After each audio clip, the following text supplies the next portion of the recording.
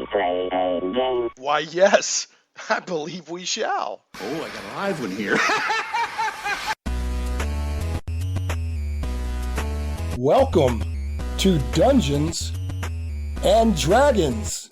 I mean, wait, hold on. I mean, getting geeky in Little Rock, it's Shane Plays Geek Talk, a journey into the things we love. I'm your host, Shane Stacks. Thanks so much for tuning in. This week's episode is in a major sweet spot of mine, and my two guests have done something tremendously cool, and I'm so glad to have them. So I'm joined today by Ryan Nead and Marshall Hubbard, who took something I've only heard of in hush whispers and read about on the internet.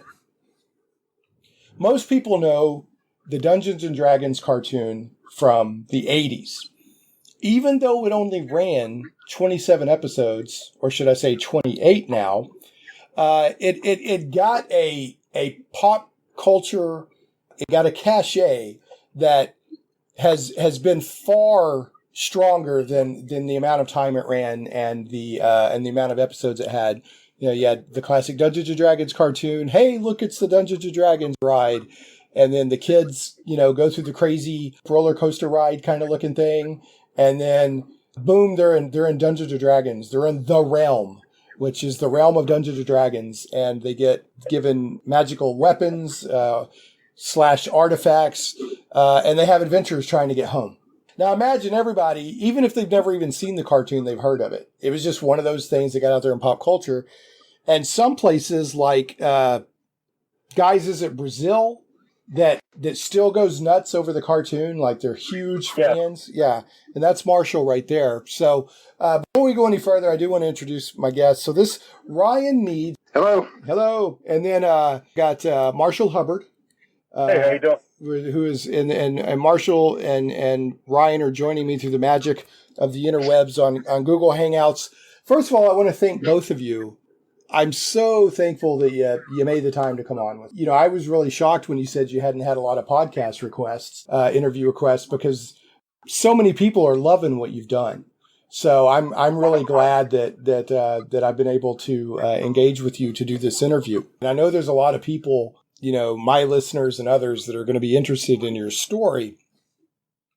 So what Ryan and Marshall have done, and we'll get into the interview, we'll talk about what was involved, because it evidently took a lot of work. This was not a quick turnaround thing by any means, or just some quick weekend project. It comes out towards the end of the interview, but I wanted to go ahead and highlight it here to give an idea of how much work this was, how much of a labor of love. The project that my two guests worked on took, I think it was upwards of 4 years. So it's no small feat. They put together and put out the final episode that had been written but never produced for Dungeons and Dragons, called Requiem. So, and it's done amazingly well. Everybody who watches this thing is impressed with the quality. It's not, if people make a fan film, then in general, people are more forgiving of it. Like, oh, it's a good effort, whatever. This you can enjoy, like it's really done well. I mean, there's a lot of love and effort put into it. So I want to salute you guys on that. Thank you. Before we get into the actual final episode, I want to talk a little bit about, why do we love the Dungeons and Dragons cartoon? Okay, so I want both of y'all to have a chance to talk about that. I love it. What year was it that it came out? 1983. So I'm 11. I'm 11 when it comes out. And it goes off the air when I'm roughly 13. At the same time, I'm playing, Dungeons and Dragons and role-playing games. So the cartoon was cool in its own right. You had these group of kids living in a fantasy realm with fantasy, items and weapons, having adventures. And the cartoon itself was cool. It was, it wasn't just some, phoned in cartoon. They did a good job with it. And then, so at the same time, it's tying in with my love of fantasy and role-playing games and everything. So this cartoon had a a lot of impact for me. And it really hasn't lost that impact over the years. I still love to watch it. I like to talk about it. I've got my DVD here of all the episodes and everything. So I love this cartoon. And it holds up well. When you go back and watch these episodes, yes, I'm no longer 11, 12, 13, right? I looked at them more with an adult eye, more of a jaded adult eye. But they're still pretty darn good. The characters are written well. The adventure structures are good. There's still jokes and humor that still lands well. The realm works for me.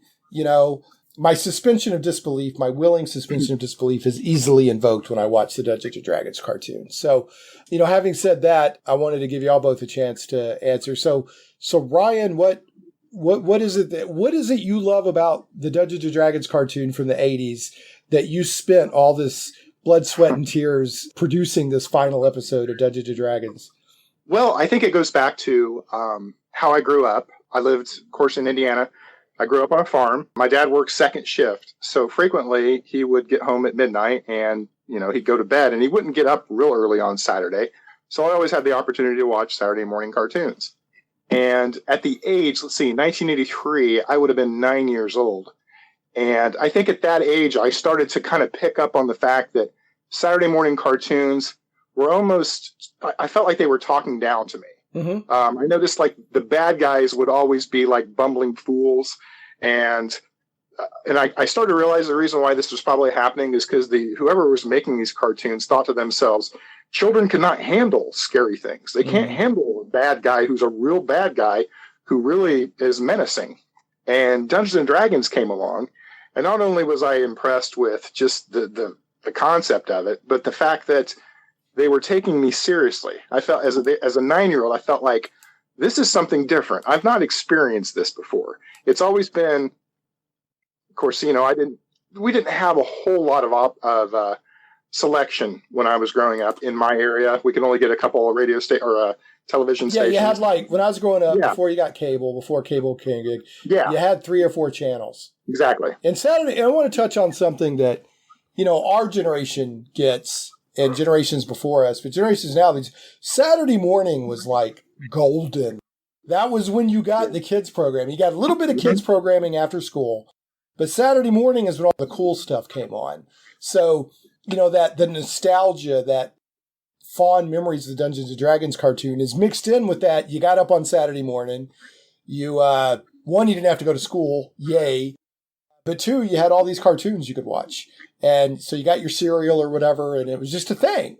So, my fondness and feelings for Dungeons & Dragons is all mixed up in that zeitgeist as well, So anyway, so you only had a couple of channels, 2 or 3 channels. Oh, I only had a couple of channels. So I know that there were other cartoons out there that really had adult themes to them, but we didn't get any of those. So Dungeons and Dragons would have been the first one. And I always liked the concept of somebody from our world being in another world and dealing with it. Mm-hmm. Those kids, they were not a part of that world. So they were bringing their experiences from the real world to this one. And I felt like in a way, that those kids could easily be me. Mm-hmm. I could be in that realm. Right. And, I remember specific episodes as being really impressive to me, but The Last Illusion was just something that even as an adult, as I grew older, even before DVDs came along and the cartoon kind of faded from my memory, I remember the episode where the Presto had a girlfriend. Yeah. And Presto I do remember him picking her up in the end and swinging her around and holding her. And I thought, as a 10-year-old boy, I thought, this makes sense to me. Right. Having a girl to protect. Right. And Presto's a nerd like me. And Presto was a nerd before nerds were cool. Yeah. Exactly. Yeah. And that was something that always kind of resonated with me. And fast forward over the years, I remember seeing the DVD box set in the store, went and bought it, thought my boys will love this, and went through a nasty divorce in 2010. Oh, and when I had, thank you. When I had my boys on the weekend, I wanted to show them the things that I liked as a kid, and we watched the DVDs. And I remember this is my chance to watch them again. Uh-huh. And I thought to myself, wait a second, that's Willie Ames. Hank is Willie Ames. Mm-hmm. That's the guy from Eight Is Enough. that's the guy from Charles in Charge. That's Donnie Most. Yeah. That's the guy from Happy Days. Yeah, I didn't. I never made that connection as a kid. But never later, made the connection. Yeah. And when I hear their voices, I'm like, oh, that is amazing. And then I was like, Katie Lee, that's Sunny Gummy. This girl has done all kinds of voice work. And that really impressed me. And so I'm watching all these episodes, and we watch all 27 of them. And I thought, this show is great. I hate that they canceled it. My boys say, Dad, did they ever make it home? And I said, guys, that's what happened in the 80s. They always canceled your favorite show without resolving it. Yeah. So I figured what I would do is I would go online and I'd find some fan fiction. Maybe somebody wrote something and I could read it to them. And that's when I stumbled on Michael Reeves' blog, where he had the script for the final episode. And I was like, wow, I read it and I've got this goosebumps are like screaming on my skin. It's a powerful story. I mean, it really is a powerful story. And we'll get into more of the power of the story. And what I want to do is I want to pause there. Sure. And I want to kick it over to Marshall here. But we will definitely come back into know, how this thing happened. So Marshall, what you got involved with this, and I don't know the full story yet, but I know that you worked with Ryan and you helped get this thing across the finish line in some way. What is it about Dungeons & Dragons, the cartoon, that you love so much that you got involved, and how did you get involved? I got involved with a cartoon when it came out in 1983, but also in 1983, being a Dungeons & Dragons player, TSR Hobbies had reorganized into TSR Inc. And at the same time, they released Advanced Dungeons & Dragons role-playing. So we went from D&D, just the normal game system, to now an advanced system. And at the same time, the cartoon was released, TSR being reorganized into what we knew it at that time coming forward. So it just consumed my life in Dungeons & Dragons anyway, as the role-playing game on a Friday night. We would play all the way up until 3 or 4 in the morning, pass out, and we were up bright and early with our cereal on the floor, watching the cartoon come on. And it just blew our mind, because for the first time in our lives, we were seeing something that prior to that we'd only seen in our mind. Right. And it really brought the game system to life for us. We would see some of the game mechanics going on. A lot of the artifacts were in the system itself. But just the feel of Dungeons & Dragons, like to elaborate a little on what Ryan was saying, you can see yourself as each one of the characters at certain times, depending on what episode you're watching. Maybe there's something going on in your life at the time. My parents had gone through a divorce right around that same time, so it was a big escape from me to immerse myself in the game system and into the cartoon, and it gave me positive feelings about myself that I could overcome personal tragedy, and and watching them do that on the screen was very powerful for me. There's a lot of moral backbone to each one of those characters that you can relate to yourself if you look inside and pick and choose what's going on with you, what's going on with them. And I think it really helped me through some dark times in the early part of my life. The animation, I'd been a Japanese animation freak when I was a child. Watched Battle of the Planet, which is also called Gatchaman, but Star Blazers was a big dude. I'm a huge Star. I like G-Force. But I am a huge Star. In fact, I want a rewatch of Star Blazers right now. So huge stuff. Yeah. I'd say the quality of the animation on Dungeons & Dragons was of a higher quality than the average Saturday morning cartoon, like Filmation stuff, right? Is that kind of where you were driving? Oh, yeah. At? Yeah. Absolutely. And the story arcs at the time seemed kind of childish, but the adult themes behind it kind of crept out at you at odd times in the cartoon. There was a lot of death in the cartoon, which ultimately led to the cancellation of the series prematurely. Well, I did know that there was a lot of pushback because it was quote unquote scary, or it doesn't seem scary now, but if you're a kid watching other Saturday morning cartoons, the level of threat and violence of consequence was higher than your average Saturday morning cartoon by today's standards. It doesn't seem that big a deal, but at the time, I mean, is you did have characters either die, not main characters, but characters in stories would either die or to be implied have died or had horrible consequences. How did you get involved? How did you plug in with Ryan on all of this? We were on the Dungeons and Dragons cartoon Facebook group, and he just made a post. Hey, does someone want to help me with some animation and making the last D&D episode? I believe I was maybe one of the only ones to reply. Right. This is a little over 3 years ago, maybe 3.5 years ago now. And Ryan said, sure, I have a lot to teach you, and it's going to take us a long time. And I did, at the time, it was more of a hobby, and it became something exponentially more than that extremely quickly, especially when you're looking at trying to build new animation from old animation. And it was an interesting time in my life to go from, I've always been sort of an artist all through my life, but to go to an actual animator was a lot different than I thought it would be. All right, and we'll get more into the techniques that were used here in a little bit.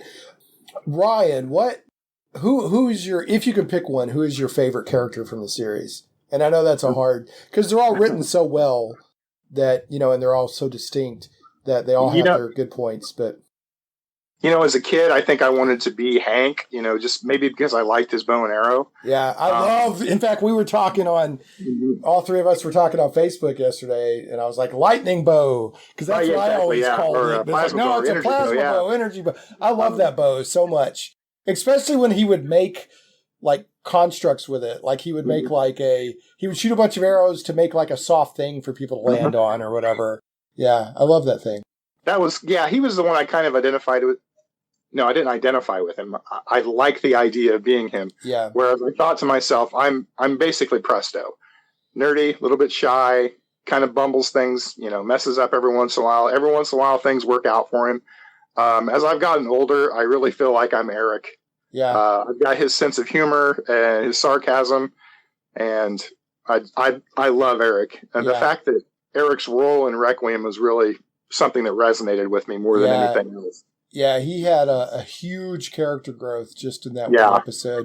Eric always had, and I'll answer the same question, but I want to speak to Eric and Hank. Hank, I still think of Hank as older and wiser than me because that's how I imprinted on him when I was a little kid, right? He was, when you're a little kid, 11, 12 or whatever, a 16-year-old can seem like an adult. They just seem so much older and didn't have it together. I just think of Hank as this older, wise guy, even though what was he like maybe 15 or 16 in the TV show or something. But they did his leadership really well. He was what I call a gentle leader, but a wise leader. And they really you brought it out, the script brought it out. There were some excellent Hank leadership moments in the final episode. Eric, I probably identify with him most because in my life I've wanted to be good and I wanted to be brave and I've wanted to do the right thing, but I either screw it up or chicken out, more than I want to, right? But Eric always had moments of when push came to shove, Eric would stand up. I remember one episode, I can't remember which one it is. I think it may have almost been that Dungeon Master was in danger. And Eric was the one that made the big speech that we can't leave this person behind. And he was like ripping and raring to go. And it was such a great Eric moment, so no matter how scared he was, if he saw that somebody needed his shield, he would jump over there and bring that shield up.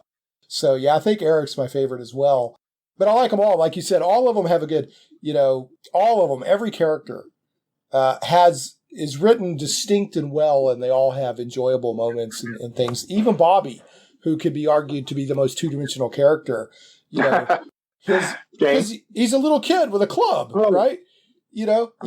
Two-dimensional, no pun intended. He's a little kid with a club. I mean, but he still had moments of nuance that were good, especially with like Uni, and some other stuff. So, and I want to call back to something that Marshall said earlier. He was talking about Advanced D&D was coming out about the same time. I'm sure that there's no coincidence that you had the Cavalier and the Acrobat as classes in the D&D cartoon, when those were not what people thought of as standard go-to classes in D&D. So I'm sure that was to get people to seek out the AD&D books, would be my guess. Yeah, would be my guess. So I want to kick it over to Marshall. Who is your favorite character, if you can pick one? I would have to say Venger is. Oh, okay. Well, even being so young, I noticed something was off with Venger. He would talk about killing the young ones all the time, but something was off with him in the episode, and I can't recall the name of it, where his sister Karina came to the forefront. And to me, she seemed about 10 times more evil in worse. her nature, yeah. Whereas Venger's demeanor was more evil, and we truly didn't know his nature until about the episode Dungeon at the Heart of Dawn. You were kind of referencing that when Dungeon Master was fading in and out of existence. That's when Eric decided that he was going to do everything he had to do. It was his fault. He was going to make sure that Dungeon Master made it, even if his life had to be lost in the meantime. Fantastic Eric moment. Yeah. And at the end of that episode, they'd recharged their weapons. Venger had been recharged. Dungeon Master had been recharged. And then Venger did something that was uncharacteristic for somebody whose nature was true evil. That's why I believe it was just his demeanor that we were seeing up to that point. And his true nature was what he used to be, which is Dungeon Master's son, because at the end of the episode, he gave him a choice: fight with us, stand against the evil that gave you your power and die, or just stay down here in the underworld and die on your own anyway. And he joined the Dungeon Master and the young ones to go back to the prime material plane to engage he who cannot be named. Right. And at the end of that, that's when he kind of snapped back into, I'm this evil guy now. Right. But he always had, he was more he was more lawful evil, if you want to put a class alignment to it. Especially at the end of that episode, I saw something was really off at that. And I think it was an episode or two after that is when you saw that they went to the dragon's graveyard. And at the end of that episode, when Hank was going to kill him and instead allowed him to live, Dungeon Master said, "Rise, my son." At that point in my life, I was like, he said, "My son." He's never called anyone a son. That's got to be a son. So I kind of knew the premise at that point, and I didn't have anything to base it off of other than what Dungeon Master was saying then. But seeing that his true nature could never have been evil, it was more of a desire for power. Right. Versus just being truly evil. Like, his sister was pretty much truly evil. Yeah, his sister was like, "I'm not messing around. I'm Ice Queen evil." Well, it's a big hint. Drawing and animation will do this a lot. I didn't pick up on it until I was an adult. But in the character design of characters, they will give a hint about something. Like a bad guy's beard won't be full, like it'll have one little mar in it or something like that. That's what they did in Titan AE, just for an example coming to mind. But Venger only having one horn was very significant to his character design. And, if you look, there was some seeding in the series kind of pointing to the fact that Venger might get redeemed or had been good and had gone bad. I feel like that one horn was kind of a hint that he's not fully Venger. Do you know what I mean? Like there's still... Yeah. Well, Venger had a lot of honor about himself too. Right. And he kept his word. Like at the end of the episode with the Demogorgon, where Treasure of Tardos, a Demo Dragon. Yep. Yes, and where Shadow Demon and the rest of the army were going to go ahead and kill the young ones, and Venger said no. Basically, I can't remember it word from word, but basically he told them, "No, go about your business. I gave them my word. They can go about their business. And next time we meet, your lives are mine," type thing. So there were a lot of hints throughout the series that he had a lot of honor about him. He wasn't what his character design visually was truly on the inside. And I think that Requiem answered that question for just about anyone that can watch it. Yeah, and and then with that, the beauty of it is, and again, we will touch on this here in a moment. The beauty of it is that the final episode of the cartoon that you produced follows an officially scripted. Now, I know that at the end you added a few, like, here's kind of how we would do it. But for the most part, the story that was told is a script. And, as you watch the cartoon, they're hinting towards that kind of story coming. And so if you know what to look for, you can pick up, that the Dungeons & Dragons cartoon Facebook page that you mentioned, I've joined it recently because of this final episode. Somebody else was pointing out a moment that Dungeon Master said something, and it's clearly pointing to the kind of story that the final episode was going to bring.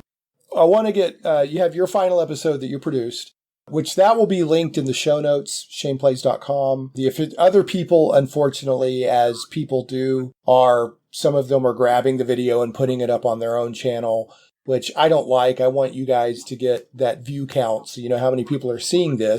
You didn't do it to make money, but I do want you to have an accurate idea of how many people are seeing your video. But I'll link in the video or in the show notes at shaneplays.com.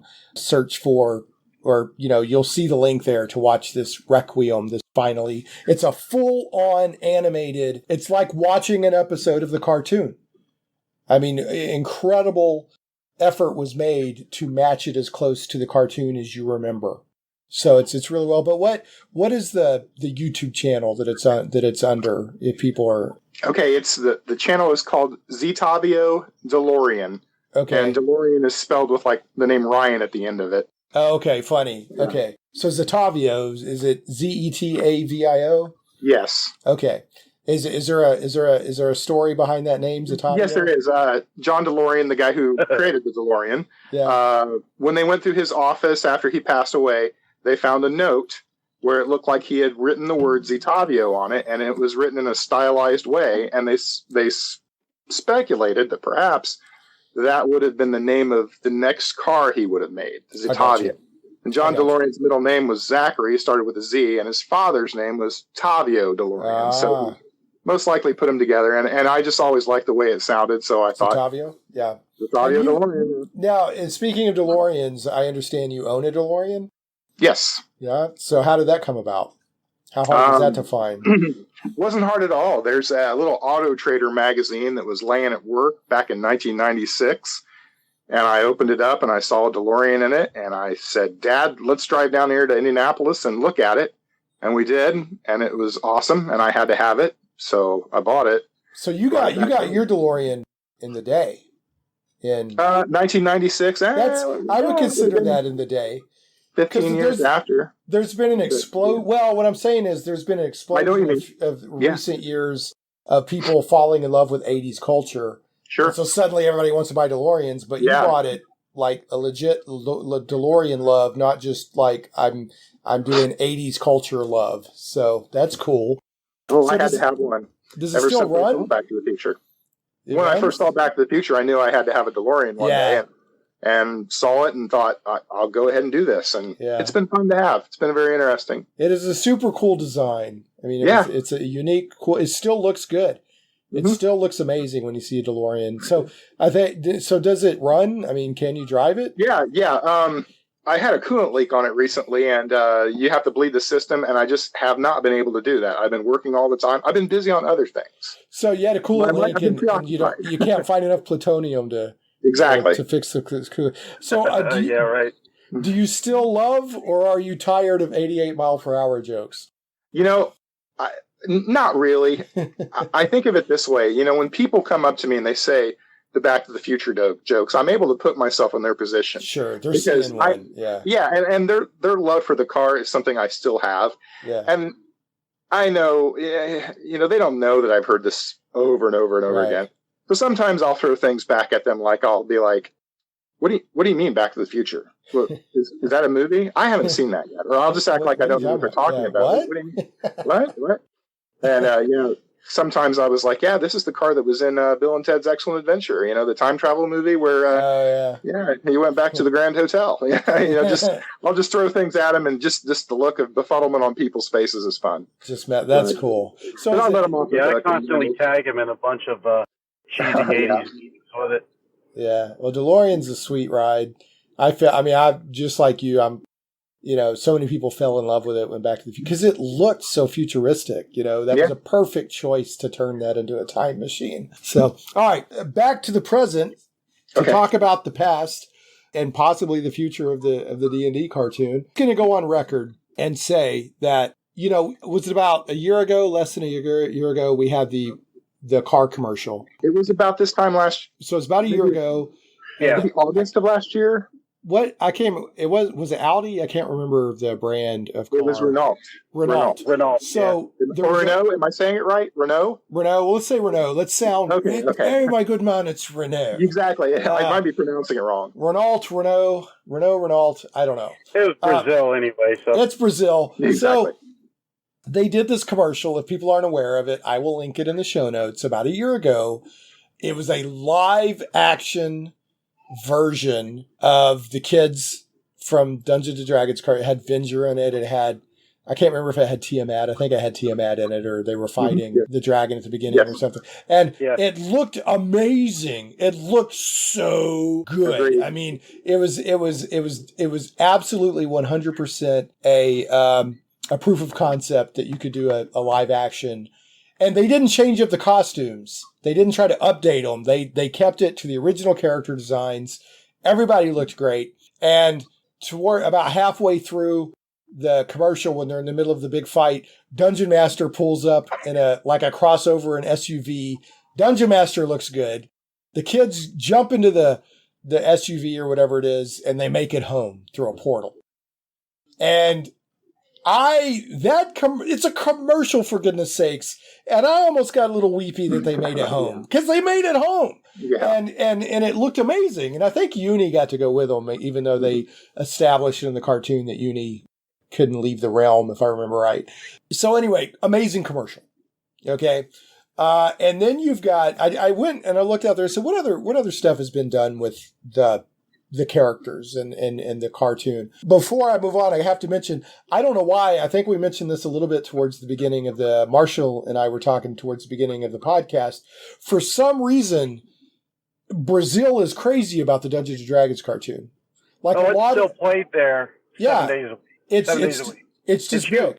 Yeah. Everyone thought that the car commercial, it was being hyped in Brazil erroneously as being an actual live action movie. Yes. Of the Dungeons and Dragons cartoon, and that's what we all thought it was as well. It looked good. Everyone was so sure, and when we saw the behind the scenes leaks, we were like, "This is amazing! It's now real. We don't have to wait." But it was a car commercial. But it was a proof of concept. If anybody's paying attention, and D&D is big right now. Role playing games are big right now. If anybody's paying attention, it's proof of concept that now I don't know how much it costs to make the commercial. I don't know how much it costs to make it look that good, but it can look that good without having to update into, like, all the updates on stuff today are like cynical, or they try to change it or make it dark. Mm-hmm. If they didn't have to do that, it looked good. So you got that. Brazil's crazy about the Dungeons and Dragons cartoon. A lot of the news coverage I'm seeing of your final episode seems to be coming out of Brazil, or, other non-English language. Brazil and Spain. There's a couple out of France, Ukraine, Russia. Can you believe that? Yeah, it's blown our minds for sure. Yeah. That is so cool, man. I'd be so excited if I were y'all. It's getting that kind of coverage. Because sometimes people do that kind of a passion project, and then it just, kind of makes a tiny little and goes away. But, I mean, people are paying attention to what you guys have done, up to and including IMDB has listed the final episode. Yes. With absolutely. Wow. Yeah. Amazing. And they tied it directly to the original series. And on the day that we released the episode, Ernest Gary Gygax's son, was absolutely so stunned by it. He started making his own posts to his own followers, to the D&D community, to the role-playing community at large, imploring them to seek out everyone they can and have them come and watch this episode. That It wasn't something that his dad wanted to approve, meaning Michael Reeves' final script, but seeing as it was canceled, and that we brought it to life as a purely fan-made animation without seeking any monetary gain for it, he was just absolutely floored. Right. And that stunned me, and I immediately had to get a hold of Ryan and said, "You've got to look at this." And we both were so absolutely overcome with emotion with that, that the animator's son, that the creator of D&D itself, his son just heaped so much praise on it. It was amazing. It was amazing. I have not heard, and that is amazing. I'm so glad for you. Because when you pour your heart, soul into stuff like that, to get that kind of validation feels amazing. So I'm super glad. I have not heard one critique of it. And I've heard a lot of people talking about it. I have not heard one critique. Everybody says it's... You mean criticism? Like... Nothing. Yeah, no, not even constructive criticism. Well, there's no actual official reviewers that have reviewed it negatively. Yeah. We've had some just fan reviewers. Oh, the voices are off. Some of the animation looks a little choppy here or there. Just kind of nitpicking about it, but we accept that. I mean, that's what we want them to do, is say, "Hey, sure, I would have done this differently this way." You just take it with a grain of salt. In the end, they still watched the entire episode, and they always ended up there. Even in a negative critique, it ended up being, "And I loved it anyway." Thank you so much. I was crying at the end. Everybody's like, it brought me to tears. It was like it was 1985 again. Yeah, it gives you chills. And I'm sitting here, a full-grown man, blubbering like a baby. Yeah. And to be honest with you, Ryan and I too cried. So, Well, I mean, there's closure there. There was closure that was never given, and some people may sit back and say, "Well, this is silly. It's just a kid's cartoon."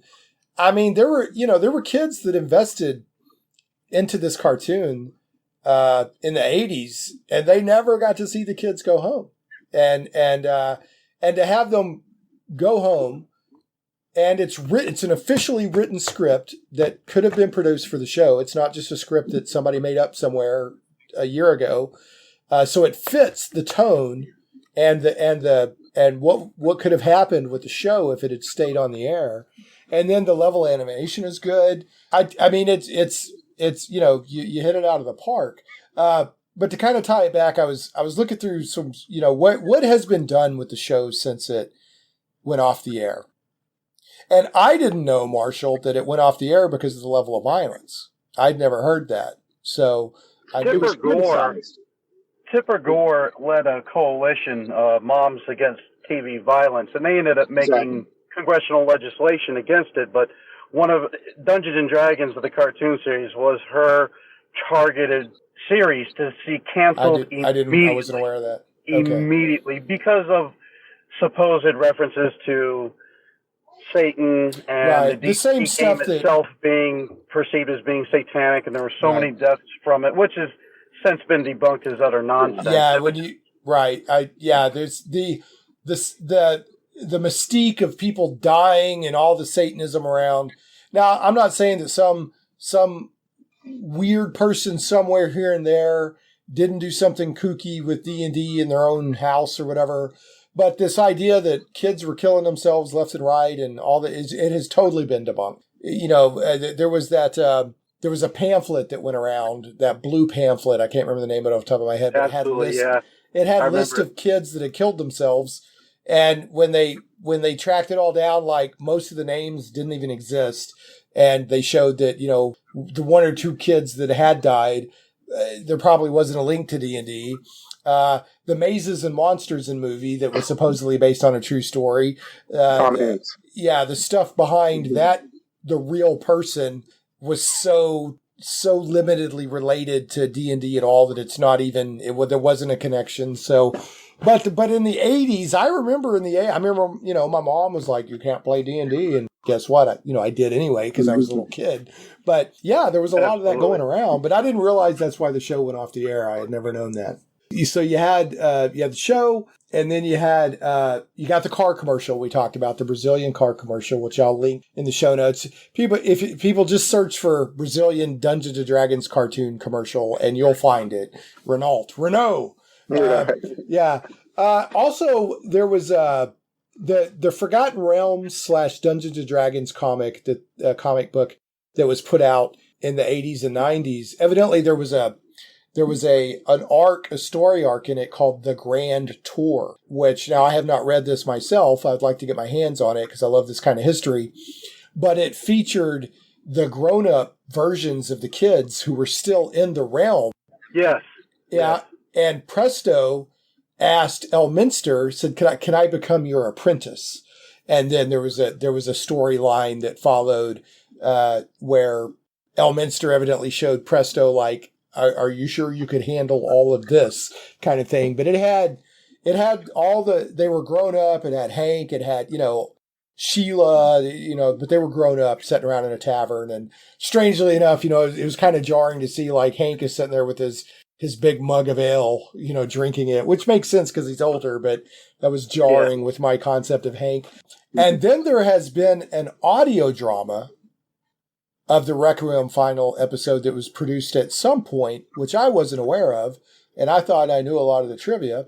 Yeah, go ahead. Were you going to say something about that, Ryan? Oh, I was just, I could explain what that was all about. Yeah, I mean, I was going to let you finish your thought. No, go ahead. Tell us about the audio okay. drama. Well, the DVD box set that came out in 2006 from BCI Eclipse Entertainment contained a radio show.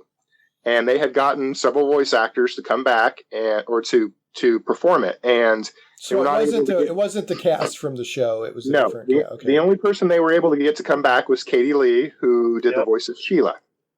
Everybody else was completely different. Katie Lee also did the voice of Bobby for this particular presentation too. She can do the voice of a 12-year-old boy really well. Okay. And it was produced on their DVD. It was like an extra. Okay. So was it any good? I mean, I've never heard it. It was perfect. It brought the script for Requiem to life. Yeah. The radio show version of it, and I thought it was masterfully done. We used it. Yeah. Well, some of it. Okay. Yeah. Well, I stumbled upon it after I found out that there was a script. In 2010, YouTube was becoming a big thing, and I thought, well, maybe someone has made this episode. Right, yeah, let me make sure. Yeah, right. And I went on YouTube, and I typed it in, and I had seen some animation that someone had done. Didn't know him at the time, but it's a friend of ours named J.E. Burton, animator, voice actor. He was trying to do it, and I thought, wow, this guy really needs to get it done. And that's also when I stumbled that somebody had uploaded the DVD radio show to YouTube. And I was able to listen to it, and I thought, this is phenomenal. Someone needs to use this and animate it. Somebody needs to do that. Somebody, and you're looking around, and suddenly you're looking in the mirror. Yeah, okay. So you've had the car commercial, you've had the Grand Tour comic, so you've had the audio drama of Requiem, which is based on the script as well, and and now you have the animated final episode, which you guys have put out. One thing I neglected to mention while we were recording the podcast is there's also a comic book version of Requiem based on the script by Michael Reeves, and it was from Portugal, so it's in Portuguese. It was also a fan-created product out of love for the series and the show. The show notes for this episode at shaneplays.com, I've got a link to a YouTube video that has the audio drama that we talked about. And as it goes through the audio drama, it goes through artwork from this comic book. And this comic book came out in 2010, 2011, I'm not quite sure when, from Panini Comics. Again, it's a Portuguese fan-produced comic book. So I wanted to give them some love too. There's a lot of people that wanted to see these kids get home. What I'm leading up to is I wouldn't be surprised with all the attention the Dungeons & Dragons cartoon has gotten between the car commercial and what you've done. I wouldn't be surprised as if somebody didn't try to get the D&D cartoon going again. Now, well, there's always, there's a persistent rumor that there's a live action movie in the works. There's a reboot for the cartoon series itself. They don't know if they're going to continue from where they left off, if they're going to be older and they come back to their realm, and then they're going to have to reconcile with Requiem over that point. But these rumors are persistent, and every year you'll see multiple updates on the supposed movie, multiple updates on the cartoon. So yeah, it wouldn't surprise me either. My only fear is, and it's probably what would happen, is so much time has passed that they would reboot it, and I'm afraid that we would end up with a darker, more cynical version, because that seems to be the trend in reboots. But I could be wrong. I mean, you could get the right production team, the right showrunner, and all that, and it doesn't necessarily have to be the case. Hasbro still owns most of the rights to it, so I'm not sure if they would go the darker route. I'm just not sure about that. Right. I would hope they wouldn't do that. Yeah, me too. Yeah, because the original cartoon had a core of light at its center, but it had darkness they had to deal with. But it wasn't like as much as I loved the reboot of Battlestar Galactica, it got so cynical. And like a lot of the newer Star Trek, it's done well. I can appreciate the quality, but it seems very cynical.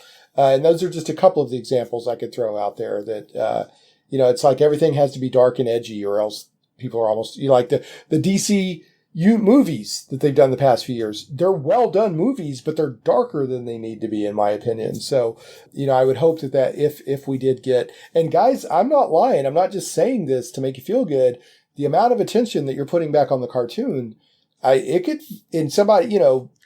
could happen. That could be the final push needed for somebody to seriously do it. So, well, it would be my hope that they try to recapture the feel good of the 80s. That worked well for our episode. I think it would be astronomically successful if they tried to recapture the feeling that it brought to you on a Saturday morning when you were watching the cartoon back from 83 to 85. And if they try to reboot it now, if they were trying to bring that essence back to life, I think in the dark times we're in, we don't need any more darkness. We have enough. Yeah, no doubt. All right, we'll have a fun question real quick again, and then we'll go into talking about how this episode happened and the amount of blood, sweat, and tears and all that I think Ryan mentioned at one point that he's literally hunched over a little bit after working on this thing for 4 years. So and Marshall, I'll let you lead this time, and then we'll go over to Ryan. I'm going to guess the energy bow or the plasma bow is your favorite, but what is your favorite? And if it's the energy bow, you have to pick a second favorite too. So Marshall, what is your favorite weapon that Dungeon Master gave the kids? Oh, that's wonderful. I was going to say the energy bow, plasma bow. Of course, but that's like the default. Now for 5th edition. Although I do like Presto's magic hat. He always came up with those awesome limericks. Yeah. Shim, sham, flim, throw out, a big shim, something, whatever. But that hat, to me, ended up being one of the most powerful artifacts in the entire series. It just had an endless supply of magic that was unbelievable. But I would have to pick the hat. Yeah, the hat's cool. I always got the feeling that, because Presto with the hat was like Ralph Hinckley. Was it Ralph Hinckley with the Greatest American Hero costume? Yeah. Yes, sir. Super suit. So much potential, but he didn't know how to use it. So you always got the feeling that if Presto figured out how to use that hat, he could do some damage. So Merlin had promised him early on in the series to apprentice him and teach him how to harness the true power of his artifact. Of course, that was just Venger. Of course, he ends up doing that very thing for him. Right. Yeah, in the final episode. I loved how that final episode tied up. Okay, so all of us love the energy bow. I get, who doesn't? What young prepubescent boy didn't love the energy bow? Let's just get it out of the way. So, but Ryan, what about you? Was the energy bow your favorite, or what was your favorite? Well, yeah, the energy bow was my favorite, but as I've gotten older, I think that Diana's staff is pretty awesome. It is pretty cool. Yeah. It's actually something that I kind of mess around with. I do the Napoleon Dynamite thing. I have pretty good bow staff skills, but part of my job. Is your favorite animal the liger? Exactly. Part of my job, I actually work in a factory where I maintain coolant systems. It's a very boring job, but there's a broom handle that we use on a particular job where I've got to string some paper, some filter paper in the right spot. And it takes a little while for it to get fed through. And as I stand there waiting on it, I'm usually flipping that broom handle around. And I think, boy, this is just an awesome thing to have, you know? Right. And Diana was really good with it. Could do a lot of things. Tried to put some of that into Requiem, some interesting things for her to do with it. So I would have to say her staff. Okay, you liked her staff. That's cool. Yeah. I think for me, I mean, of course, I loved the energy bow. I like Presto's hat, but you know, you would think that a younger boy would want Bobby's club, but for some reason, I'm like, okay, Bobby's club, whatever. You know, Eric's shield, to have a shield that can protect you from basically anything and protect others, that was pretty cool. And I loved in the live action cartoon, it looked so great when he used his shield, you know, to protect. But yeah, I guess I'd have to go with the shield with that hat as the third. The problem with the hat is if you bungle it, it can make your situation worse. You know? Oh yeah, by fumble. Yeah, it was sort of almost like a deck of many things in a hat. You know? Yeah, absolutely. Yeah. All right, let's take a quick break to do some show notes and whatnot, but we will be back with Ryan and Marshall very soon as we continue talking about this extremely cool achievement they have done with the Dungeons & Dragons cartoon. Just want to remind folks that the show notes and links and etc. for each episode of Shane Plays Geek Talk can be found on my blog at shaneplays.com. That's ShanePlays.com. Our last episode 230, was The Kill Journal with Adam Lawson, and he was a very interesting guest. Not only is he doing graphic novels and etc., but he's been a writer and producer in movies and television, including having worked on Snakes on a Plane and producing every episode of Tabletop with Will Wheaton and Felicia Day and etc. So really recommend you check that out if you haven't already. It was a great conversation. There's many places to find Shane Plays Geek Talk. Of course, on the blog at shaneplays.com. You can go to iTunes, Google Play Music, Stitcher, Podbean, YouTube. I put it up on YouTube. Some people listen to it there. And more. And now we are on Amazon Music. Amazon Music is a new place to find podcasts, and Shane Plays Geek Talk is there. And last but never least, we are carried on Krypton Radio. Krypton Radio is sci-fi for your Wi-Fi. KryptonRadio.com. There's a couple ways to support the podcast if you want to. I don't try to make a lot of money off of it or anything, but if people want to help or show their appreciation for the podcast, you're always welcome to. We do have a Patreon. Go to patreon.com/ShanePlays, ShanePlays. And another great way that you can support Shane Plays is on Twitter and on my Facebook page. Go to the Facebook page, Shane Plays. And I often post links to like Humble Bundles and other things that will let you get cool stuff, software, books, comic books, whatever, games at a great discount. And if you use my affiliate links, it helps me out.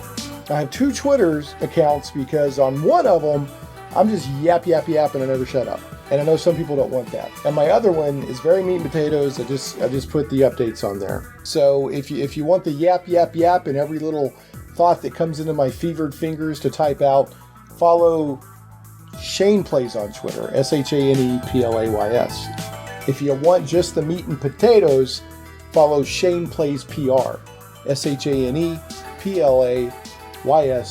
PR.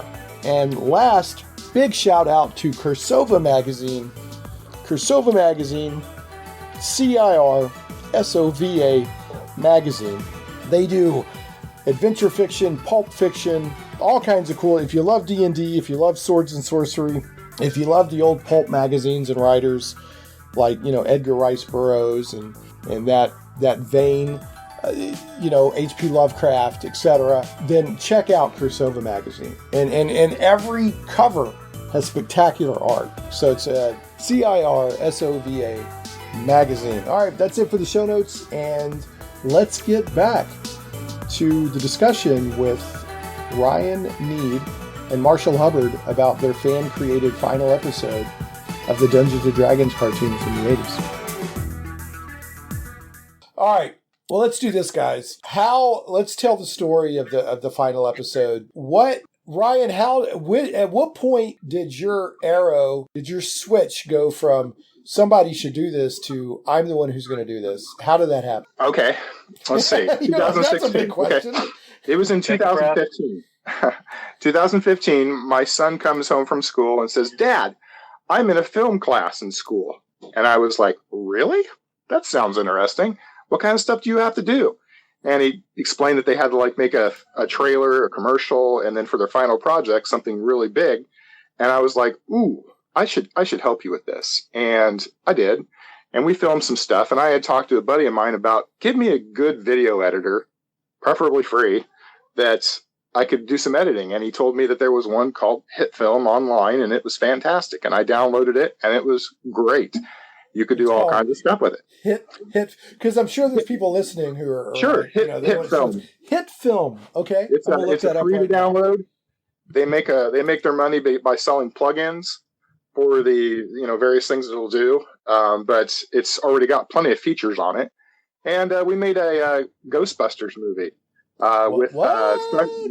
were throwing lightning or their neutrino wands and everything, and I had uniforms for them and everything, and it was it did pretty good. It turned out pretty good. Well, after it was over, I realized, man, I really enjoy this video editing stuff, and it just occurred to me. I was like, wait a second, the Dungeons and Dragons cartoon, and I had thought, they used to reuse animation all the time. They did it in He-Man all the time. They did it in, I really noticed it in the Star Trek animated series. Yeah, those were both Filmation. Yeah, Filmation. They would reuse the same scene over and over again. And I thought, well, why don't I do that for Requiem? And that's kind of how it got started. And I just took my DVD box set and I transferred all of it to digital. And I would start going through the episodes as fast as I could on my timeline. And I would know, okay, I need Hank running. I need Eric upset. I need Sheila mad. I need Diana upset. I need them flipping, jumping. And I would grab scenes and start trying to organize them. I need Venger talking to Dungeon Master. Where are they at? Well, they're in an area with columns and Stonehenge-like area. Well, I had to find that because I couldn't draw it. There was no way I was going to be able to draw it. And I knew that there was no way I was going to be able to do this unless I cheated every step of the way. Find something else where I can pull from all kinds of places.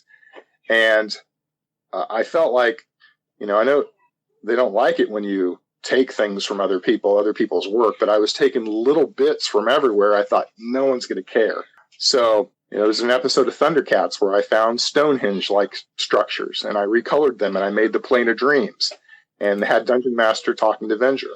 And I think that I want to stop there. As long as your intent is not to make money, sure, yeah, there's nothing wrong with that. Now, I want to put there's some bad actors out there that have taken your video and are trying to sell DVDs of it or something like that.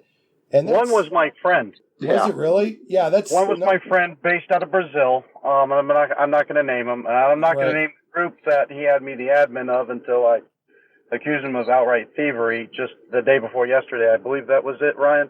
Yes.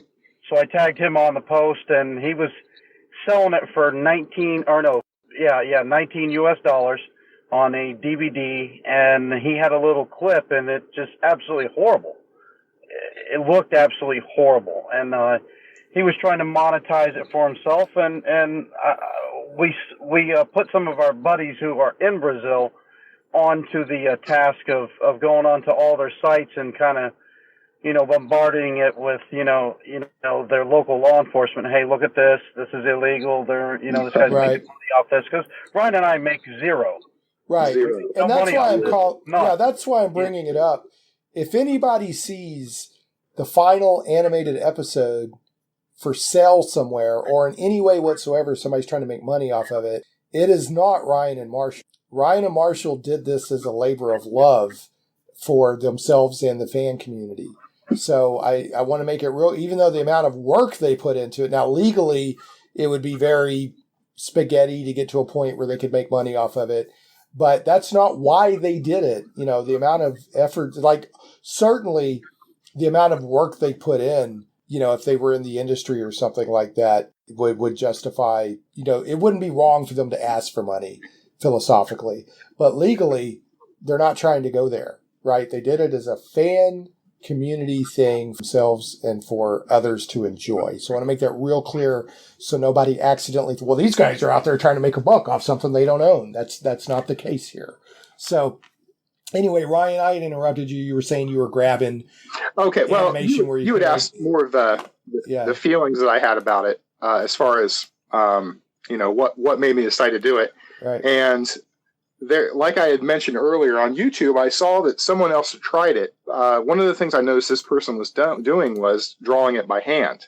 And I thought, wow, 24 frames per second, 30 minutes, holy cow, that's going to be a lot of drawing for one person to do.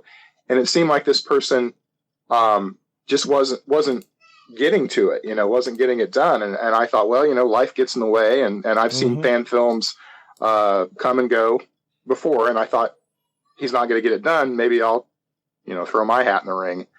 And, started working on it. I think there was like a mystique to it. The idea that nobody's crazy enough to do this, but I'm going to do it.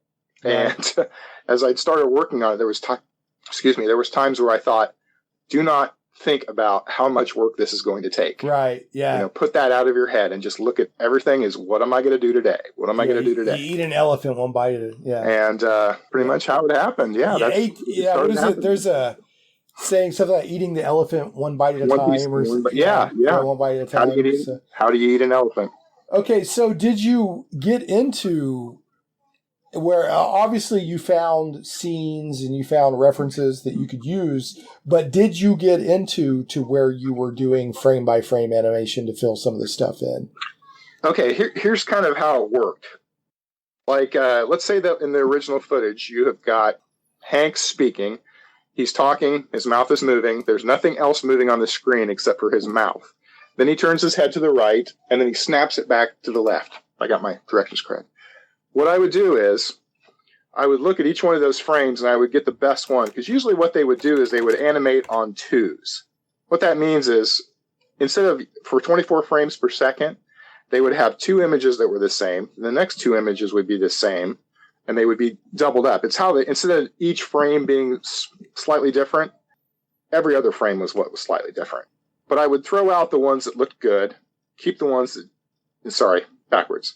I keep the ones that look good, throw out the ones that didn't, and I'd use them as like an image file, and I would just cut out around the character that I needed, and I would have a transparent background. Then I would rebuild that. What were you using as your image editor? My phone.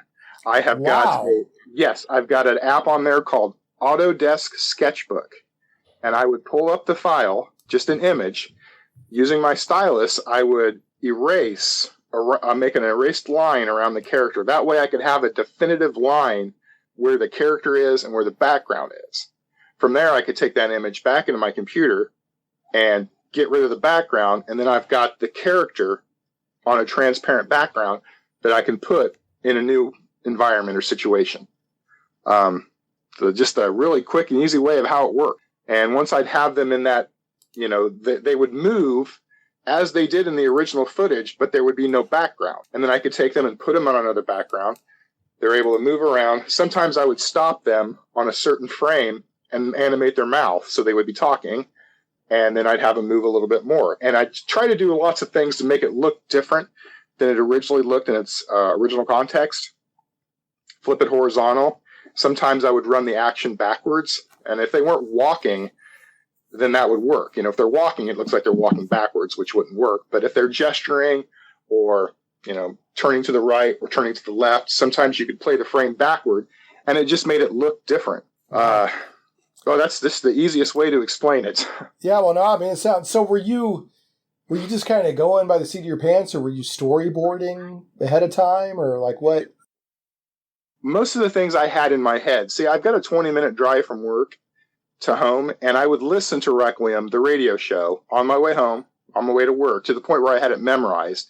So I had in my head everything that I needed, and things like I thought I wanted to see. Like I would need to have, when Hank and Eric were fighting, I knew that where Eric needed to be standing, where Hank needed to be standing, what needed to be in the background, and I'd start to work on it, when I got in front of my computer, and I'd put things together, and if it looked good, I'd keep it and I'd build off that. But no storyboarding at all. And I couldn't really storyboard because half the time I didn't know what the next scene was going to look like. I knew it had to happen in the scene, but I didn't know if it was going to be like a close-up shot from the, like a headshot from the torso up, or if it was going to be from the feet, where the feet and the head would be visible. I just didn't know how that all was going to be laid out. But it was lots of sometimes trial and error. I would think something was going to work. I would have transparencies of everything, and I'd put it all together, and it's crap. It won't work. It won't work. I can't use this. And I'd have to take these images and I'd throw them into a transparency folder for possible use somewhere else. And then I'd have to go try to find what would work in the situation that I wanted to have done. All right. Yeah, so hey, Marshall, you're never going to guess what I had to do with about 80 hours of work you did. Yeah. And it's kind of like when Marshall came in, having him along, boy, I don't know if he's ever heard me say it this way, but I knew that I was sending him stuff, knowing full well that a lot of it I wouldn't be able to use. But I knew it wasn't that I knew I wasn't going to use it, but I knew, man, some of this stuff, I think it's going to work, but it might not. So I would send him things because I thought it would work. I put it on there. It's not going to work. I need something else. And there were times I had to tell him, dude, everything you've done in the last month, I can't put it anywhere. It's not going to work. And he'd say, well, but if Marshall wasn't on board, that would have made me crazy. The idea that I was constantly having to doing all this work and not able to fix it for me. But by being able to delegate it to him, having Marshall is the reason why it looks as good as it does. Because I was able to look at the best stuff that I had. Right. It gave you more stuff to choose the best from. Yeah. If I had cut something out and spent a week doing it and found out it wouldn't work, I would probably try to cut a corner and make it work and not be happy with it. Whereas with Marshall, I could say, dude, that you gave me doesn't work. Do something else, and he did. And he trusted me, and he just, everything I asked him to do, he did. And I would send him clips and I'd say, what do you think? Marshall's he's always gracious, but at the same time, I could just tell if something wasn't right. And he'd be like, well, okay, if you're cool with it, I'm cool with it. I'm thinking, I need to fix this. That's not exactly, I hear you. But when I would send him stuff and he'd be like, dude, I'm like in tears. This is great. And there were times I thought, was he blowing smoke at my rear, or is he serious here? But it seems like his consensus was everyone else's consensus too, that it really looked good. Yeah, it looks very good. So I actually had when Ryan would send me a clip. I have a buddy at work who's an avid D&D game master himself, and I would use him to give me advice on it. So if it elicited any type of emotion out of him, I just translate that into my own, step back from it, look at it again, and kind of really analyze it a lot more than I would just my own. So when I could give Ryan a report on it, it wouldn't be just my emotions that I'm trying to convey about what I'm watching, because you have to remember the whole premise of the cartoon is we wanted to elicit the emotions that you still held that were latent from 1985 and the whole being your soul. And my friend, his name is Brad Kerner, by the way, him and his wife, Linda Love, and my wife, April, as well, we all would watch these clips, and I would just question them, and then I would get back to Ryan on it. And I didn't want to hurt Ryan's feelings, but we needed the flow of ideas to be positive, and I wanted to keep him positive about it because he had a lot on him, and this labor of love, it seemed like a second career. Yeah. We had, we were trying to get the thing produced to the mass fans and stuff. So, it's kind of an artificial deadline in your own mind. But I also didn't want him to dwell too much on something that no matter what you're going to do, it's just going to come out pretty much in that way. But maybe if you look at it a different way and has a masterful ability in his mind, he's got a cinematic mind. Sounds I guess like what I'm it. trying to say. Yeah, it sounds like it, the way he was thinking about stuff on his drive. So, Ryan, how far into the process because at some point you went online and said, anybody want to help me with this?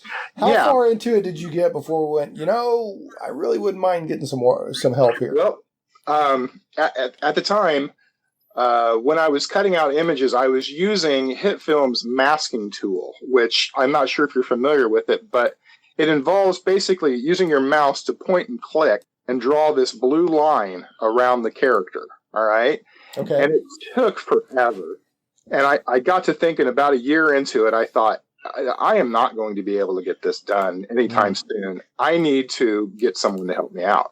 And there was a part of me, of course, that thought, boy, it'd be great if I just soloed this and everybody could, heap all this praise on me. And I had to kind of rein in my ego and thought to myself, it's really not about me. I'm trying to do this for the fans, because if there's other people out there who think, man, I wish that cartoon had gotten an ending, then I would want to, do that for them. So I was able to put together what I call the Plane of Dreams sequence, which is really like the first sequence of Requiem. And I uploaded it to YouTube, and I put on there, hey, this is a proof of concept. If anybody has any experience with like video animation and would like to help out, give me a call. And it was shared to the Facebook fan page by John Ray. And John had commented on the YouTube page saying, hey, this looks great. I shared it to the fan page. And I don't know why it never dawned on me to look for a fan page on Facebook. So I go to the fan page and I joined and became part of it. And I was kind of going to lay low for a while. And I did notice Marshall commenting. And it was kind of weird because I would talk about stuff, but not identify me as being Zetavio DeLorean. I was just Ryan Nead. And I talked about it a little bit. Then eventually I said, okay, yeah, that's me. And by then I'd figured out how to do it on my phone, which was making things go a little bit faster. And Marshall got hold of me and said, hey, I'll help you, whatever you want. I'll do it. And okay, I got to stop you there. Hold on. Okay. I got to cut over to Marshall here. Marshall, what was it about this that engaged you so much that you were immediately like, okay, I'll help you. How can I help? I mean, what was because you didn't get a lot of response evidently from people offering to help, but you jumped right in. So what was going on there? The attention to detail with the clips that were being posted, the way he was speaking about it, I kind of knew he knew more about what he was talking about than what he was letting on at first. And so I just kept at it. The brilliance of the way he would talk about it would be like you speaking to someone who was an original animator on Thundercats, or I'm a friend of Larry Kinney's who played Lion-O. He like talking to him. That person knows what they're doing. Not a joke to them. This is something that's very serious. And he was asking for help at the end once he said who he was. So I was like, oh, well, I kind of knew that, but Right. Yeah, I'll give you whatever help you need. I absolutely love the cartoon, and I love the energy that he was giving off in his posts.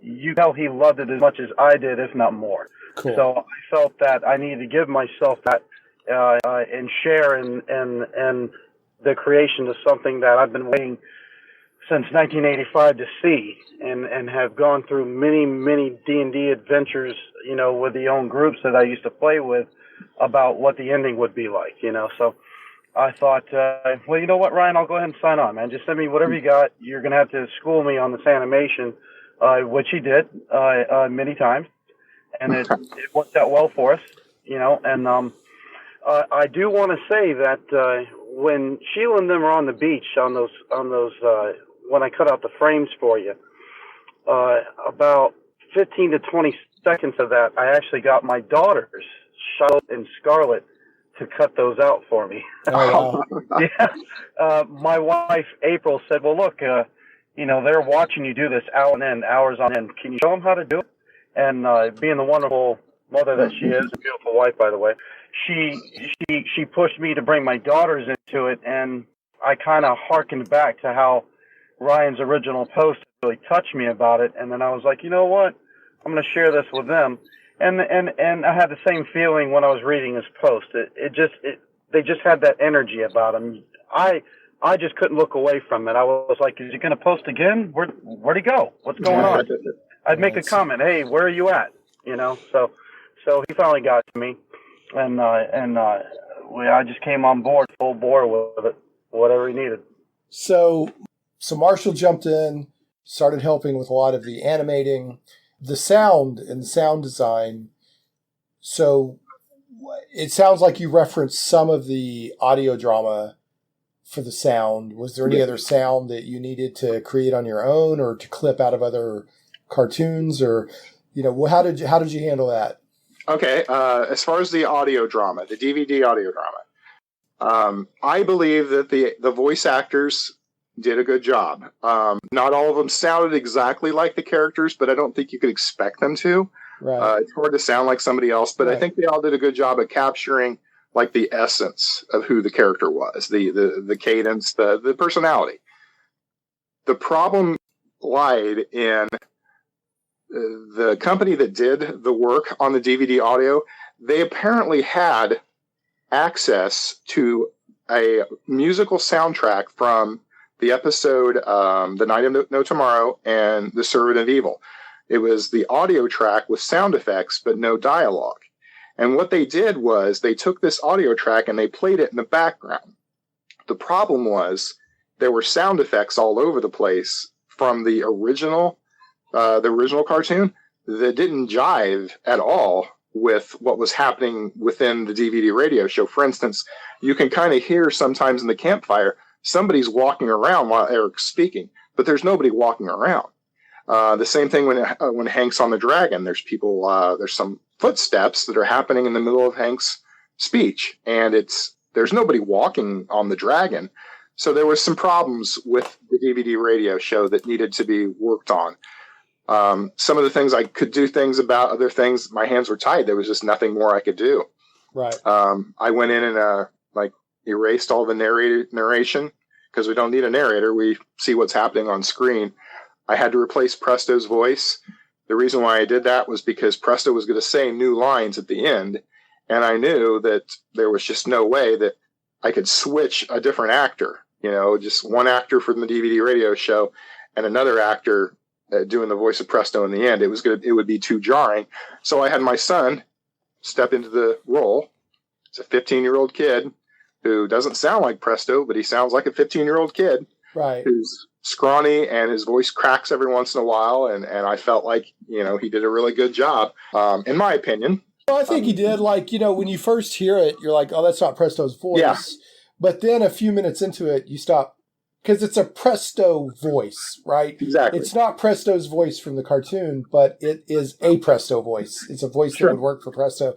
So after a few minutes, you stop even noticing that. And, another thing that had happened was there was at Pensacon in Pensacola, Florida, there was a D&D show where Katie Lee and Willie Ames were there to talk. And Willie Ames, the voice of Hank, Katie Lee, the voice of Sheila. And a friend of ours from the Facebook fan group was there. And I had sent her a clip of the campfire scene and said, go to them and show it to them and ask if they would reprise their roles, if they would get hold of me. Because I thought, wouldn't it be great if I could actually get Hank to do it? The real Hank, Willie Ames. Wouldn't it be great if I can get Katie Lee? And both of them saw it. According to my friend, Willie Ames seemed to be interested in it, but I never heard from him. Lee, however, got hold of me immediately, said, yes, I will redo all my lines, which was... Wait a minute. So Katie Lee's voice in this is not from the audio drama. She recorded for you.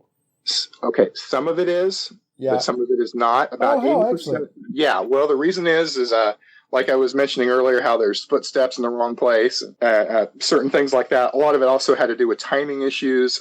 Very hard to explain. It has to do with like when a character says something and the other character responds. On the DVD radio show, they would respond immediately usually, but in the cartoon format, we really needed to have the other character reacting briefly before they, because people think before they speak, and I needed to show that. The problem is when you've got music running in the background and you try to separate out those two dialogue pieces, it creates a gap where you can't really line the music up anymore because there's a big gap in the middle and it won't flow correctly. By having Katie Lee re-record all of her lines as Sheila and Bobby, it eliminated so many issues. Wow. And then what was amazing, just did it out of the fans. I offered to pay her. Yeah. And she was like, no, thanks. I'm not interested. Wow. How sweet. Yeah. Her daughter, Laura, on the DVD radio show did the voice of Diana. And she was like maybe 14 at the time. Uh-huh. And she's like almost a 20, maybe a 28, 30-year-old woman, and was able to redo her lines. It still sounds exactly the same. So now I have the new Diana. Oh, so she did Diana for you. So you got new audio for Sheila, Bobby, and Diana. Okay. Yes, and then Presto from my son.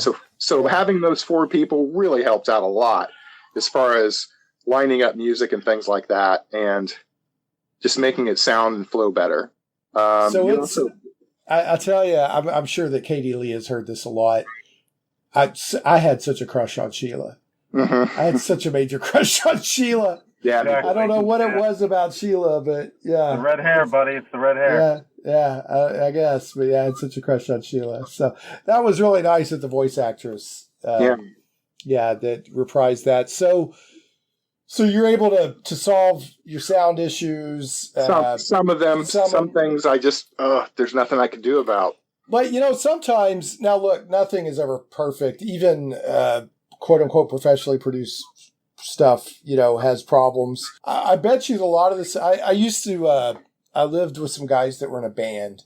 So I was around them a lot while they practiced. And a lot of times I'd go to their shows and stuff like that. And they would always beat themselves up over stuff nobody else noticed. They're like, I missed that. I'm like, dude, I didn't notice. Nobody noticed, So I bet you a lot of the stuff that you're beating yourself up over, nobody even noticed. So, funny story with that one too. On the day that we released the final episode to the world, Ryan gave it to me to do like a final editorial review of it, and he wanted to know what do we need to redo. Where are the sound problems, cinematic problems, etc. So I sat and I watched it all the way through. I watched it all the way through 2 times. On the second time, I focused on the ending. I want to say the last maybe 8-9 minutes, all the way through the credits, and I wasn't finding anything that needed to be redone. If we left it to Ryan to review or release, he'd still be reviewing it today. Right. Yes. Yes. So I finally, I called him up and said, look, it was hard to talk through the tears on it because it was complete. There's nothing else we can do for this. There's absolutely zero that we could change, and there's nothing I wanted to change at that point. So I left it up to him to go ahead and release it to the public, and he did it almost immediately, and it exploded, absolutely exploded. But Ryan, he's his biggest critic. Absolutely, he is his biggest critic, and his attention to detail is second to none. So, but at that point, there was nothing else that could have been done to it. I love it. There are hundreds of thousands of other fans that love it. You guys love it. I don't think it's good. He asked me once in a while, so what do you think? I'm like, buddy, it's mind blowing. I really can't put into words. The reception that it's got is just amazing, absolutely amazing. So yeah, I was going to talk a little bit about the writing choices that were made, because you put a bow on a couple of things that weren't in the script. Mm-hmm. I want to talk about that, but as long as we're on the subject, what was the immediate reaction, and were you surprised when you put it out? Like, what were you expecting and what happened? Where like Ryan, were you hiding under the bed thinking that people were going to come after you saying, you've ruined our childhood? Or, what, or were you expecting people to like it? There was a part of me. Oh, I'm sorry. Go ahead. Yeah. And Marshall, I want your thoughts too. Like, what were you expecting versus what happened? So let's let Ryan go first and I'll take it to you. I assumed that it would be a small group of people that would really appreciate it. They'd be like, yeah, this is really good, Ryan. We love it. We're glad you did this. And I would have, not a lot of views, but, that it would, it's kind of hard to put into words. I think I tried to be cautiously optimistic about it. I knew that people would probably enjoy it. I knew that some people might not like it. They might get mad at things. I really just wasn't sure 100% how people would react. Fandom is kind of a crazy thing sometimes. It really is. Yeah. Like for instance, I think about like Star Wars and the recent movies and how it's divided people so much to the point where, well, it's ruined Star Wars. No, it hasn't ruined it. It's great, and it's like, right. Fans could be pretty. It's like people just want to be angry these days. Yeah, it seems like it sometimes, and I was ready for that. So you went to your computer or your phone or whatever it was with butterflies, and you're like, oh, I almost don't want to look, but how many people have seen it and what kind of response? And what happened? Like in the first day, I mean, Marshall, do you remember? When did we hit 10,000 views? Was it within the first day? I believe it was within the first 9 hours. Originally, I had said I was going to just release it on the Facebook fan page, and that I would make the YouTube page unlisted, meaning that you would actually have to go to the fan page to get to the link that led to YouTube. And I told them that I would just do that for a week, that the people on the fan page could look at it. That way, I thought, if they say, Ryan, you've got a big problem here, I could pull it down real quick. Okay. But after about 4 hours, people are sharing it, and everyone seems to like it. And Marshall mentioned to me, Ryan, this kind of looks like you have to be part of a special group to see this, and legally that might not look real good to some people. So maybe we just need to make it public. And I was like, go for it, and clicked public. I know that within 12 hours, I had gotten sent a subtitles of all the dialogue in. Who did that? Who did? His name is Arthur Barbaro, gentleman that lives down in Brazil. He just jumped on it immediately and translated everything and sent it to me. And I want to say that the English subtitles I was super impressed with. Yeah, he did that too. I watch everything with subtitles. That's just what I do. And I noticed that the quality of the subtitles was above average on your video. I was actually I was like, wow, that's because it's an even deeper level of, I don't know, professionalism, respect for the product or whatever when you have these great subtitles there. So Arthur did both. He did the English subtitles and the Portuguese. So he sent them both Arthur. Arthur. Yeah. So okay, so it exploded, continued to explode. It has the true mark of success, which means that people have copied it and are putting it on their own YouTube.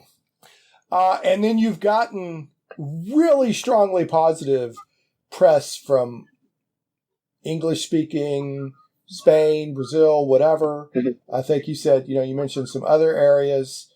Has that been surprising? No, not to me.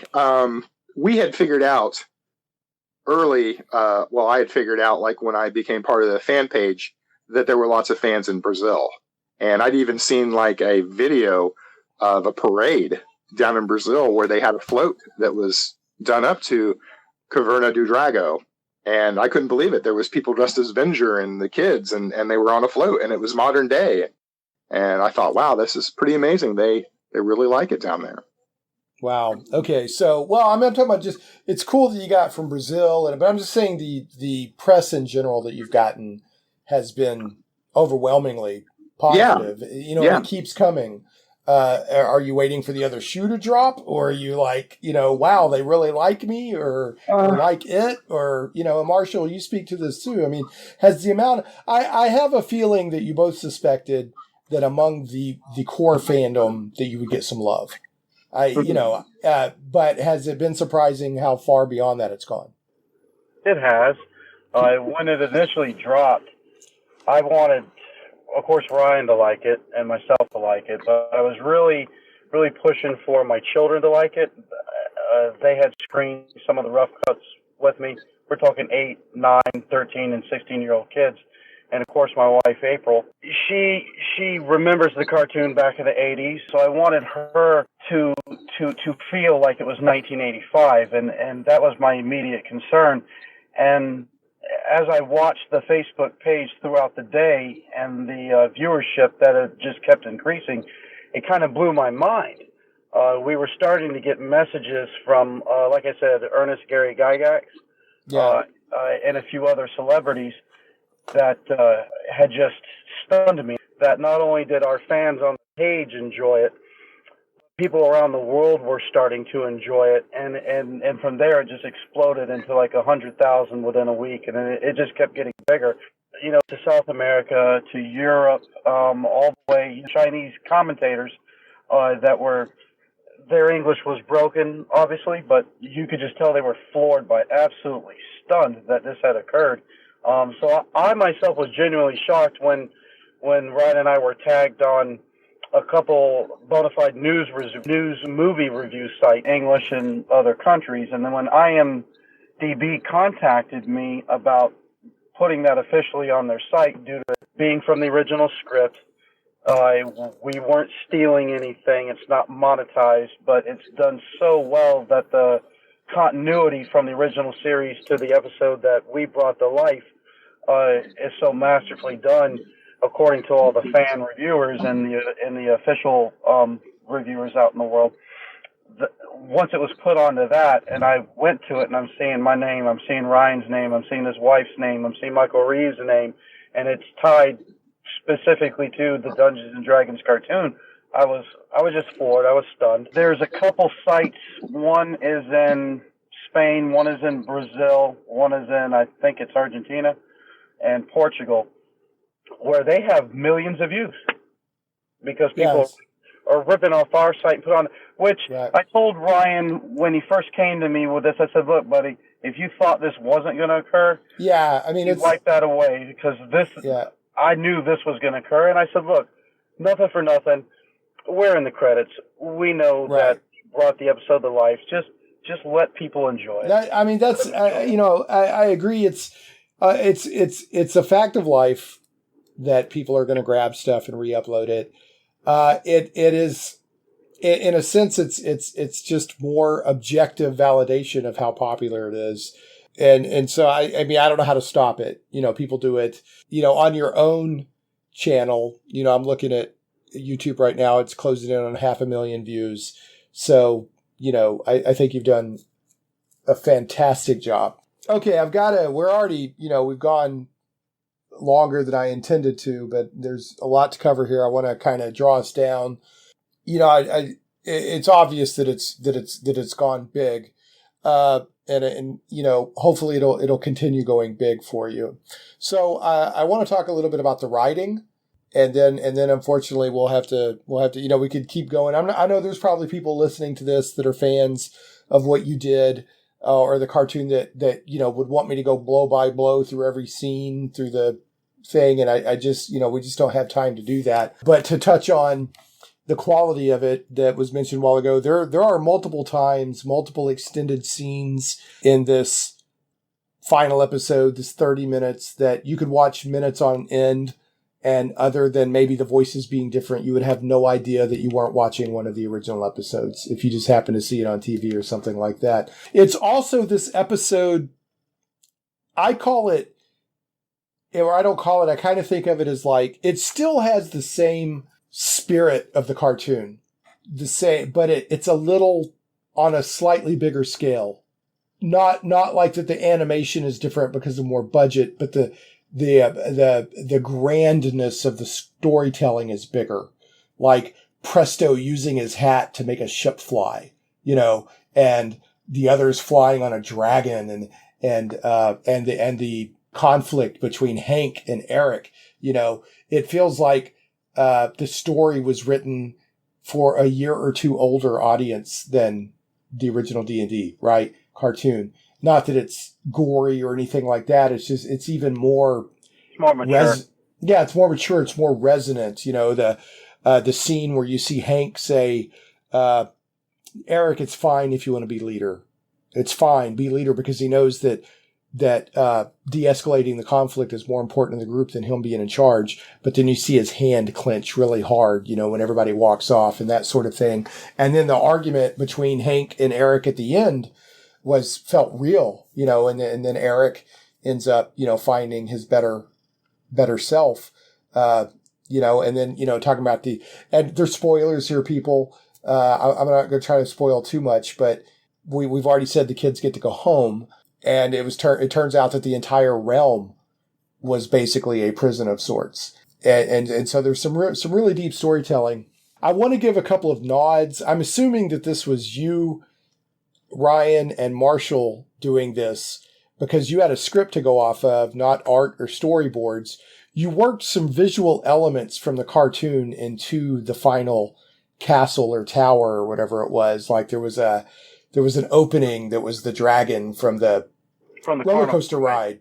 Yeah, and then the final door that had to be open looked exactly like the opening title stuff.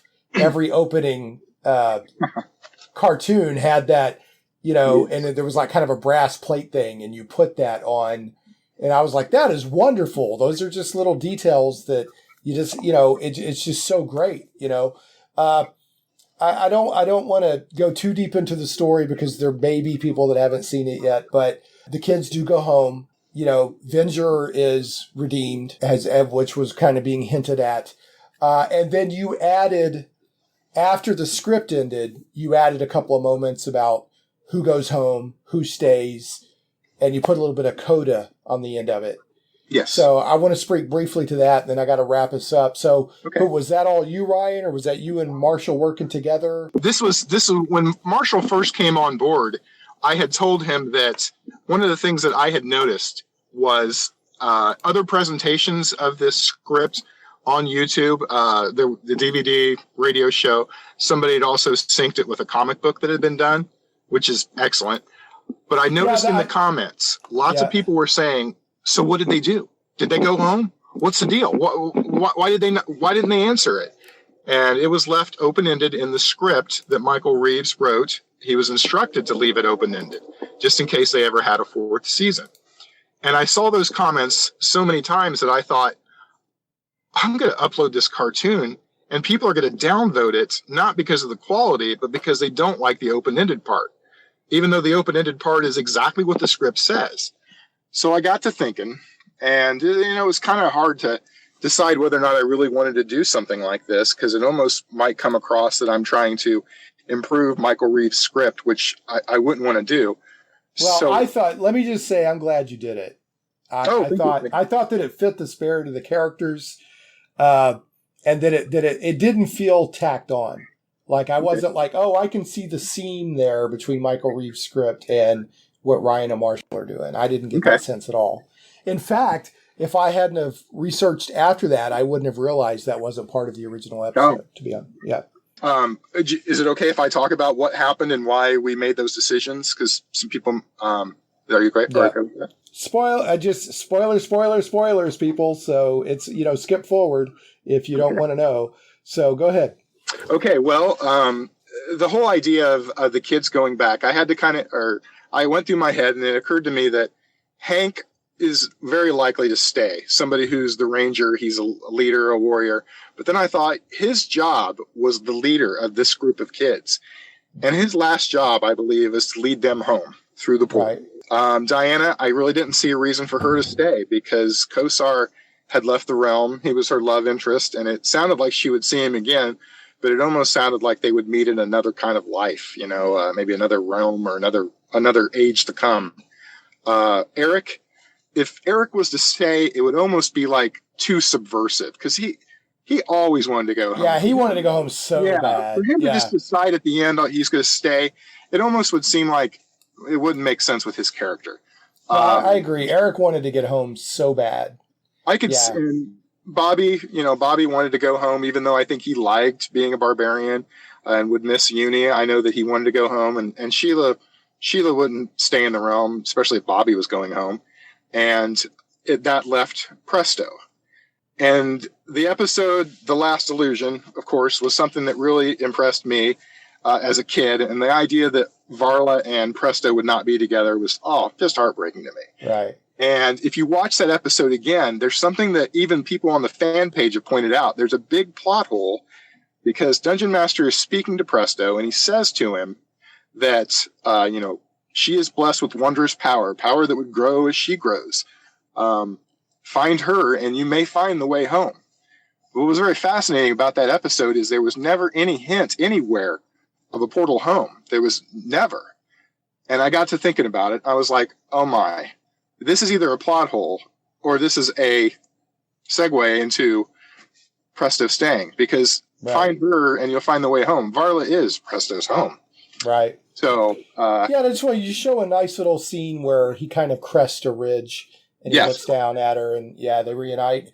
And you also put a nice little thing in there. You did some callbacks to other episodes that only fans would get, like where Bobby is holding the pendant and looking at it before he goes home, and things like that. Basically, I'll leave one spoiler unspoiled just in case. But Presto stays because I think he feels at back in the real world he feels sort of out of place, but he's feeling it like I'm more in place here than I really was at home. That's kind of my takeaway from it. Awkward kid and all that.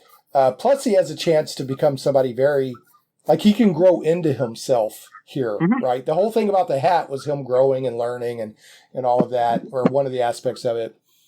But he has a mentor. I won't say who the mentor is, unless you just want to, if there's a good storytelling reason why you went with it there. Yeah, there's a real good. I mean, well, if you you said spoiler, this is another spoiler. Yeah.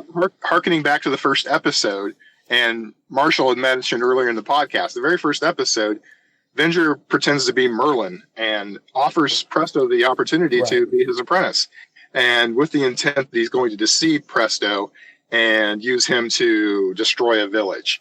Right. And I like the idea that Presto would acknowledge the idea that Venger has been redeemed, but is still kind of pokes a little fun at him and says, I want to be a real wizard. And he says, and Merlin here did promise to teach me.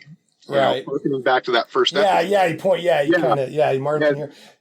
So Venger does get redeemed. He goes back to his pre-Venger self, and he promises he sort of becomes Presto's mentor. Yes. I'll tell you one of the things that touched me a lot. Like, if anything was going to make me burble a little bit, I don't burble easy. I was burbling on the inside, but not on the outside. Presto stayed, and that gave somebody to stay with Uni. Yeah. Because if everybody went home, Uni was left by herself. Yeah. And you could hand wave it and say, and Dungeon Master found some unicorns for her. But those were her friends. And so she still has Presto. So exactly. I like that a lot, And they had that one adventure together, Presto Spells Disaster. So they've got a connection to it. But home is where the heart is too. So what about you, Marshall? Did Marshall contribute anything to the ending ideas, or when I bounced this stuff? Oh, I'm sorry. Well, no, go ahead. Well, when I bounced this stuff off Marshall, I knew that I liked it, but I also knew very well that some people would be like, "Oh my gosh, are you serious? Are you really going to do that?" And I wanted to know from him, and we talked a little bit, and he signed off on it, and but yeah, this was an idea that I had before I even met Marshall, and I do remember. I think I told him about it on the first night I ever spoke to him. Yeah, and he was like, "Dude, this needs to happen. This really needs to happen." Well, I don't think it would have. I think if I had written a coda, I probably wouldn't have made the same exact choices, but the way you took it, like I said, it fit. It didn't feel wrong. It didn't feel jarring. It didn't feel out of place. So it was natural. Yeah, it felt really good. So, all right, now, guys, you've been gracious to give me almost an hour, an hour more than we originally talked about. There's just been too much good stuff to cover here. So, but I want to draw us down now.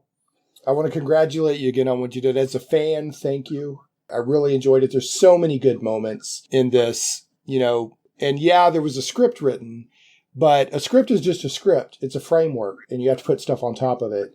And what you built on top of the framework, you have every right to be proud of. It's very good. And it does give closure. It gives genuine closure. Not like, oh, I was cheated. What was that? It was like, oh, that really feels like that was the final episode of the kid. And you show the kids going home. There's no doubt they made it home. Yeah. Some people haven't watched the credits. When I look at the analytics where it shows when people are watching, it drops off very abruptly as soon as the credits start. Yeah, they don't. I want to let people know you need to watch the credits because that's part of the show. It shows and I liked how you showed them going home, but you didn't show exactly what happened the minute they got home. Exactly. So you get to fill that in with your with your own mind. Yeah, it's very good stuff. Okay. Final question. is there anything next up your sleeves, you guys? Marshall and I have talked about it. This took 4 years, but I think some of those years were... Let's that sink in. 4 years. So that is so much work. And how long were you on board, Marshall? About 3+ years. Yeah. Wow. Yeah. Wow. 4 flipping years. Wow. So enjoy it. Enjoy the enjoyment that other people are getting out of it. But yes, do you have any has this made y'all think you want to work on another project or anything? We've talked about it a bit. A lot of it depends on, family life. My wife has been a saint dealing with a strange husband. I mean, she even helped out with some of the rotoscope work. I gave her credit in it, and she's been very gracious, and she was looking forward to having me back. But I really enjoy doing this. Marshall and I have talked about, can we make I'm 46 years old. I'm looking at retirement here after a bit. I'm like, I'd really like to do this kind of stuff. Yeah. But I'd like to make some money, but I certainly don't want to step on any intellectual property rights. We're not real sure exactly yet. We're kind of debating, talking about, what could be done. We've got ideas. We're just not sure yet. I mean, that's my take on it. Marshall. Yeah, it's about the same. Yeah, I've always wondered what would happen in Thundercats or Silverhawks, and a myriad of other cartoons that could be ended or discontinued. So who knows what the future will bring. All right. Well, fair enough. Well, guys, congratulations again. It's and folks, like I said, it'll be in the show notes at shaneplays.com. You can find it. Search Dungeons and Dragons animated series, Requiem, the final episode. Look for Zetavio, Zetavio, DeLorean, Deloryan. I salute both of you for the amount of blood, sweat, and tears that you did for this without expecting any monetary compensation. You've touched a lot of people. There's a lot of people that wanted to see these kids get home. Years ago, I found that final episode script. It was a synopsis of what the script said. Wasn't the actual script itself. And I was like, I would love to have seen that. And now I have. And, thank you so much. I really appreciate it. And thanks again for your time. And I hope you continue to get, good coverage and good feedback on this. And I hope that, I know you're not looking for monetary compensation, but I hope maybe this opens up some kind of door for you, for something fun for you to work on again and maybe even get paid for it. So, well, Ryan, thanks again. Marshall, thanks again. You guys are... You're welcome. Cool, very welcome. You're cool dudes in my book. And, you have put that final piece in the puzzle from an important thing for me from the 80s. So, and, you've I don't know, it's just amazing. I love it so much. And I hope that this podcast, after I edit it and get it out, it does justice to what you guys have done. All right. Well, that's it, guys. Thank you so much. And, I really, really, really appreciate your time. Oh, thanks. Absolutely. All right. Y'all be good. And everybody, thanks so much for listening to Shane Plays. We will catch you next time. Shane Plays Radio is blessed to have sponsors, and we appreciate them very much. However, did you know that you can also support the show as an individual for as little as $1 an episode? Simply go to patreon.com/ShanePlays.